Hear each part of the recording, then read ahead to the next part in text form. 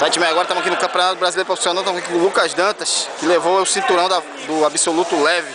E aí, Lucas, comenta pra gente como é que foi a luta final e a campanha inteira aí pra gente. Pô, a competição foi show, desde ontem aí acontecendo. Toda a organização aí tá de parabéns, mestre Flavinho, parabéns.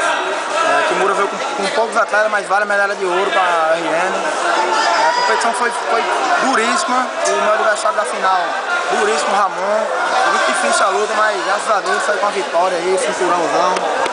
Vai pra RN, com certeza. Ali ele tava ganhando até o finalzinho, né, brother? Ele tomou uma punição, aí tu virou o jogo. Pô, foi duro, ele passou minha guarda no começo. Surpreendente, não esperava ele estar vindo com esse gás todo. E até porque eu já venci ele 2 vezes antes daqui. Então, no finalzinho eu consegui reverter aí com a superação aí no jiu-jitsu. E como é que tá essa maratona aí de campeonato? Semana passada lutou no Nordeste, ganhou também. Pô, graças a Deus, ele brigou forte, muito treino lá em Natal, começa já ir pegando no pé.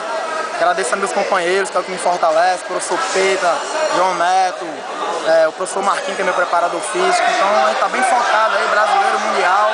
Graças a Deus, brasileiro 2013 já carimbei aí, tá ano que vem. Mas explica pra gente, pra deixar a última pergunta, qual foi o diferencial pra ganhar esse cinturão?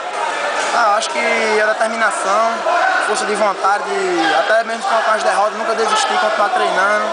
E isso faz o campeão. Eu nunca desistir, com certeza. Perde aqui, mas ganha lá na frente. Quiser agradecer mais alguém, o espaço é teu, cara. Pô, agradeço principalmente aos meus professores, aí minha equipe, Kimura Nova União, tá de parabéns, lá em Natal, uma verdadeira família.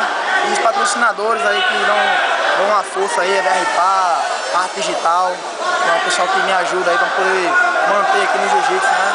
E a premiação também aqui, gostei, show de bola, mano. Espero que o ano que vem eu esteja aqui de novo brigando pelo cinturão.